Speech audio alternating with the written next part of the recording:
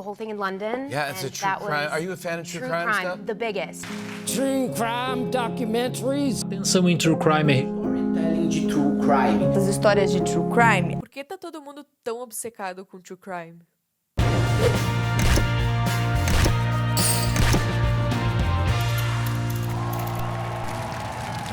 Baseado numa história real, ou Based on a True Story, é uma série que mistura a comédia e o drama de uma maneira muito bem feita.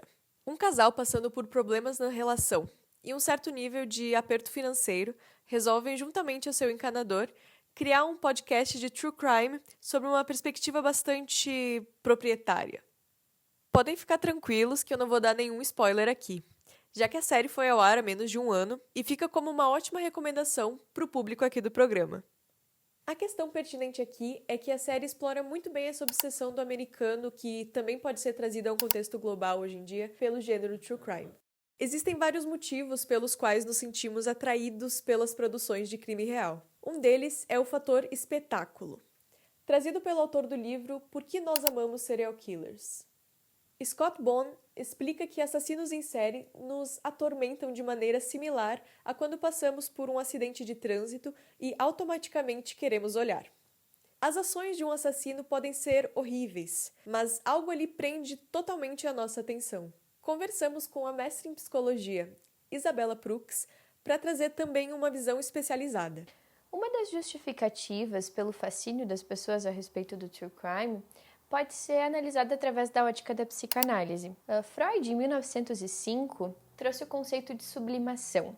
A sublimação nada mais é do que um mecanismo de defesa que destina impulsos que seriam agressivos, impulsos que seriam mórbidos, inaceitáveis socialmente, para recursos que são aceitos socialmente. Para então vermos, conseguirmos ter acesso a essa parte mais violenta, sem de fato ir ao ato, sem de fato praticar ações como essas. Na época de Freud, ele não tinha acesso aos conteúdos que nós temos hoje, não com a facilidade que nós temos hoje, mas ele já conseguia enxergar lá nos pacientes dele, da época, o quanto eles tinham essa tendência, como um mecanismo de defesa, de sublimar esses conteúdos, É uma saída psíquica, digamos assim, para conseguirmos organizar melhor esses pensamentos e, de uma forma inconsciente, levá-los para outro caminho. Pode parecer contraintuitivo, mas é provado que muitos de nós consumimos true crime com a expectativa de sentir medo. Veja bem, esse medo não é exatamente o mesmo medo que a gente sente ao assistir um filme de terror. Aqui sabemos que o que estamos ouvindo de fato aconteceu. A verdade é que, em ambientes controlados, as pessoas se dispõem a experienciarem sensações e emoções que não são tão comuns em nosso dia a dia, mesmo as que são culturalmente tidas como negativas. É preferível sentir medo ouvindo um podcast deitada no meu sofá do que não sentir absolutamente nada. Homens e mulheres sentem o mesmo medo consumindo true crime? Essa é uma linha do tempo com os 30 melhores documentários de true crime catalogados na Netflix, segundo a revista Entertainment Weekly, lista atualizada esse mês. Dessas 30 produções, podemos separar 12 sobre assassinatos, 5 sobre violência sexual, 3 sobre cultos, 3 sobre desvio de dinheiro ou fraude, 2 sobre sequestro, 2 sobre tráfico e abuso de drogas, 2 sobre corrupção e 1 sobre racismo.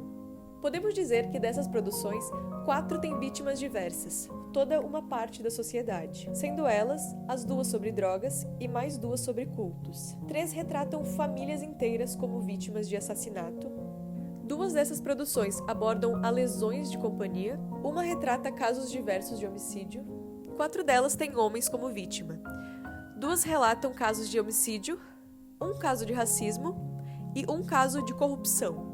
16 documentários relatam histórias com vítimas mulheres, a maior parte entre assassinato e violência sexual. É sabido também que o público que mais consome e produz conteúdo sobre true crime é o público feminino. A informação que encontramos sobre os motivos pelos quais as mulheres consomem mais são diretamente ligadas com o fato de serem mais vezes retratadas como vítima. Apesar de mulheres e homens compartilharem do fascínio pelo mórbido, mulheres podem se beneficiar mais do que homens na prática, identificando red flags em parceiros ou situações, já que assassinos em série, por exemplo, majoritariamente são homens.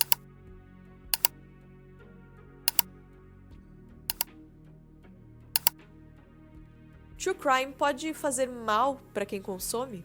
O consumo do gênero está associado ao aumento da ansiedade, paranoia e medo. A banalização das mortes e a falta de sensibilidade a eventos extremos são outras consequências negativas trazidas pelo hábito. Inclusive na série Based on a True Story, os protagonistas discutem sobre o fato de que novas mortes precisam acontecer para poder saciar a sede das pessoas. E toda sátira, mesmo exagerada, possui uma crítica, né? Sabendo disso tudo, eu declaro que vou continuar consumindo todos os dias, mas com consciência.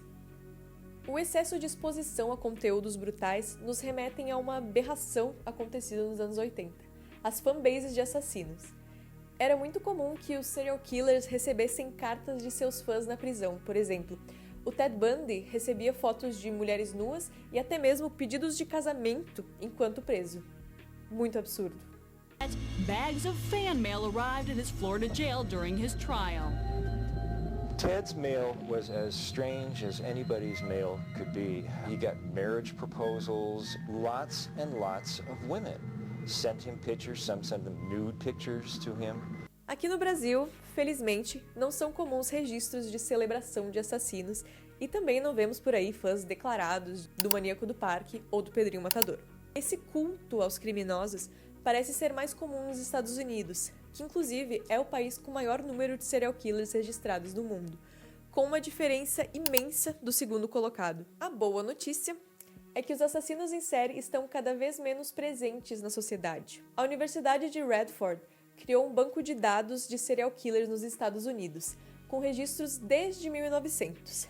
E o pico dos assassinos se deu justamente na década de 80, com 254 serial killers registrados. Desde então, os números reduziram drasticamente, devido a 3 principais motivos. O aumento da detecção desses criminosos pela lei, devido à tecnologia e à polícia mais eficiente. Os potenciais assassinos em série ficam mais tempo na cadeia. E também a diminuição das caronas nos Estados Unidos, já que um dos principais meios de sequestro antigamente era através das caronas. Então, a maior previsão é que os serial killers, do jeito clássico que conhecemos, serão cada vez menos comuns. Mas isso não quer dizer que o true crime está comprometido, porque, infelizmente, a sociedade continua violenta e o que menos falta é gente louca cometendo atrocidade por aí.